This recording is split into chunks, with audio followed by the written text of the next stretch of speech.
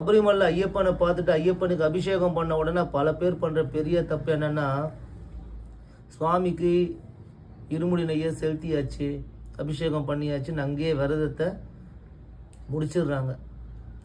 அது இருக்கிற தப்புலேயே ரொம்ப பெரிய தப்பு. நீ போகும்போது ஒன்றுமே இல்லாமல் போகிற, நீ எதனா பாவம் பண்ணியிருந்தாலும் பம்பையில் குளித்து பாவத்தை போக்கிக்கிட்டு மலையேறுற. ஏன்னா அங்கேருந்து நீ திரும்பி அந்த பிரசாதத்தை எடுத்துகிட்டு வரும்போது ஐயப்பனோட அருளும் ஆசையும் அவன் மேலே தீர்க்கமாக இருக்குது.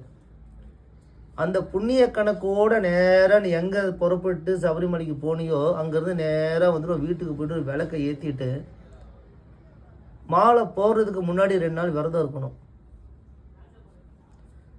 மலைக்கு போயிட்டு வந்துட்டு நீ வீட்டில் விளக்கை ஏற்றிட்டு 2 நாள் விரதம் இருக்கணும். அந்த மாதிரி இருந்தால் மட்டும்தான் ஐயப்பனோட அருளும் ஆசைவனுக்கு தீர்க்கமாக இருக்கும்.